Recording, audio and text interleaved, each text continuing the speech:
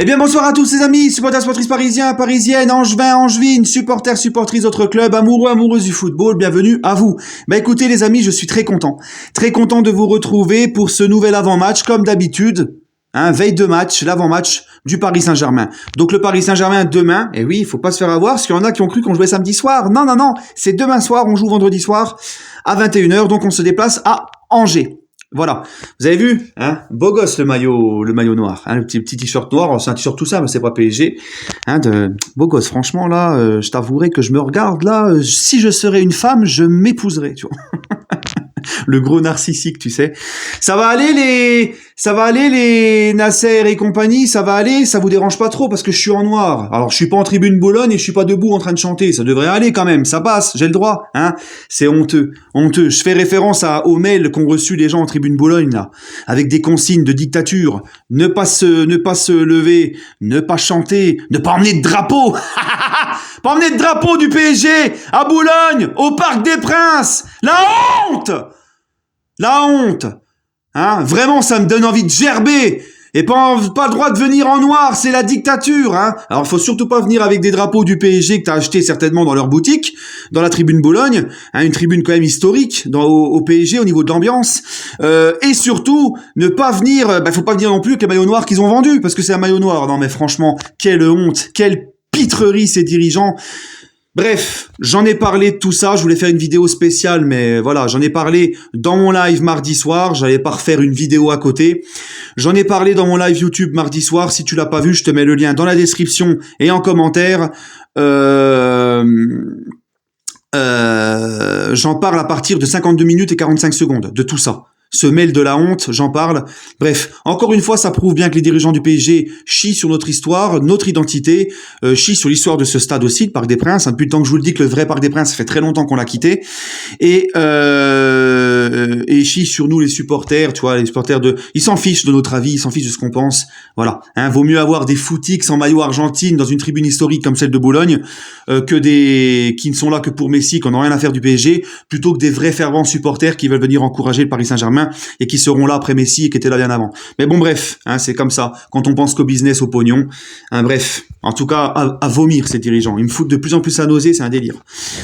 Enfin bref, les amis, le PSG demain se déplace à Angers, donc le 20e de Ligue 1. Angers, j'aime bien parce qu'on peut faire plein de jeux de mots avec Angers.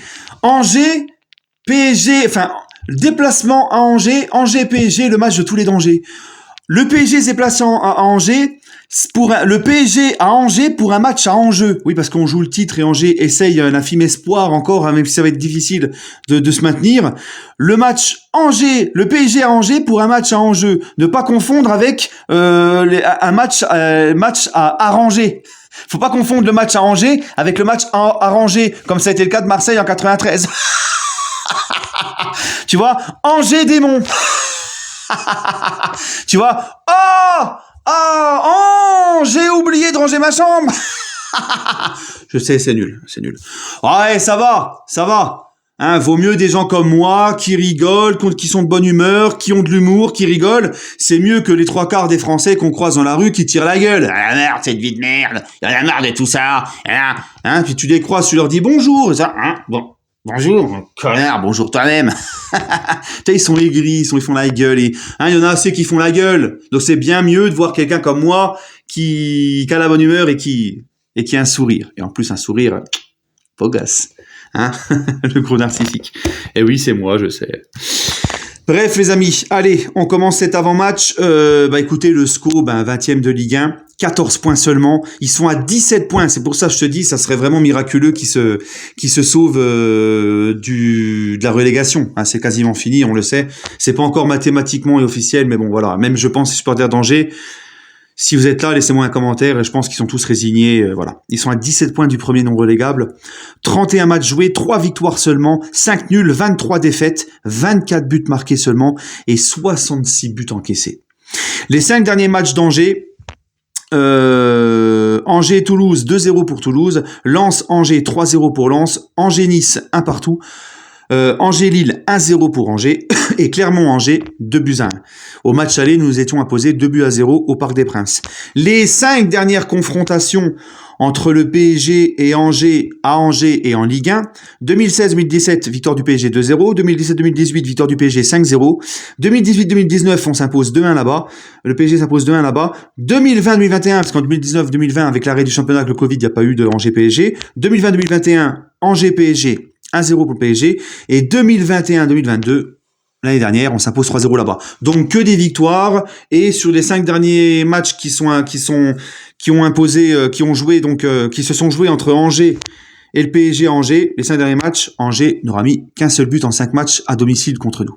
Voilà. Donc autrement dit, ça se passe toujours très très bien pour nous là-bas. Et là, vu la forme actuelle d'Angers, je pense que ça devrait pas changer. À Angers, pas changer. Tu vois, il y a plein de trucs à faire avec Angers. Moi, j'aime bien, voilà, tu vois. Bref. Donc, écoutez, comme je vous l'ai dit, après cette victoire face à Nice, après cette victoire face à Lens, le calendrier du PSG va être vraiment très léger. On va affronter que des équipes de bas de tableau, mais attention, c'est des matchs qu'il ne faut pas prendre à la légère, puisque déjà t'es pas encore champion officiellement, et puis parce que beaucoup d'équipes vont se battre encore pour leur survie en Ligue 1 dans ces équipes-là. Mais voilà, Angers, ils sont vraiment au fond du trou là, comme je l'ai dit, je pense que tout le monde est résigné. Voilà. Donc, écoutez, c'est simple. Demain, les gars, malgré tout, je veux un PSG qui respecte son adversaire. Je veux un PSG qui s'impose avec la manière, qui met l'intensité qu'il faut, qui fait le match qu'il faut, qui respecte cette équipe d'Angers. Parce que malgré tout, Angers, tu vois, en face, c'est le PSG, c'est le match de leur vie. Ils vont élever leur niveau, on connaît, je le dis tout le temps, les petites équipes, même qui sont mal en point, quand c'est le PSG, ils élèvent toujours leur niveau. Donc à nous de pas se faire avoir, à nous de pas croire qu'on va arriver qu'on va arriver et gagner avant même le coup de sifflet, le coup d'envoi, d'accord? Non, il faut un PSG investi, sérieux, un PSG en mode, on a battu Lens, ok, on a fait un gros pas vers le titre, on a 8 points d'avance sur Marseille, on a 9 points d'avance sur Lens, mais on n'est pas encore officiellement champion. Donc voilà, donc le PSG demain, je veux voir une équipe investie comme jamais à Angers et respecter cette équipe d'Angers. Voilà. D'accord. Pour mon petit pronostic demain, écoutez, je vois un petit 3-0 pour le PSG Angers, tranquillement. Voilà les gars. Je voulais vous dire un truc avant de vous laisser. J'ai un nouveau petit concept là que je vais faire avec vous. C'est de faire une fois par semaine un live YouTube qui sera tous les lundis soirs.